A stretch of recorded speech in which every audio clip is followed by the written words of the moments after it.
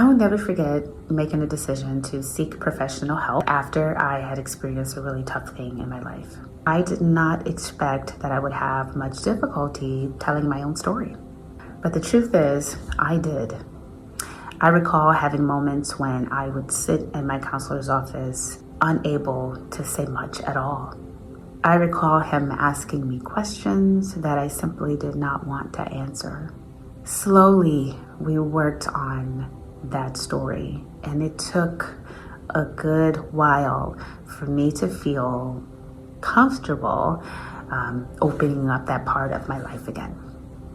Now, after working with so many authors over the years, I knew that it would be challenging. And in fact, I loved being the person for other people. I loved sitting down and being the shoulder for them to cry on, for being that listening ear. But I was walking through this really dark thing all by myself, only with my counselor, and it was not easy.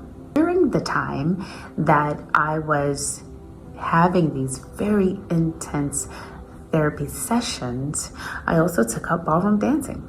Now, if you know anything about me and about my life and my past history, then you would know that dance is something that I have always loved.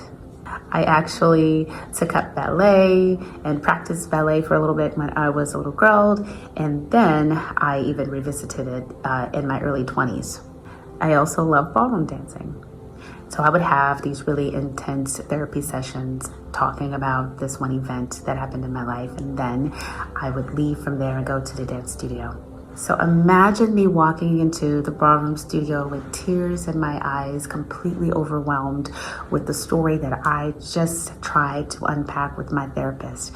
And then seeing my ballroom dancing instructor walk up to me. He would put the waltz on the speakers, and then he would just grab my hand, and I would take his hand and I would walk out there and slow dance with him and do the waltz with him all through the studio. Tears in my eyes and all. It was amazing and very helpful.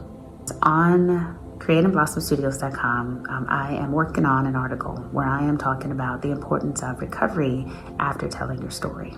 It is very important that we take care of ourselves and that we take the proper measures to make sure that we're okay.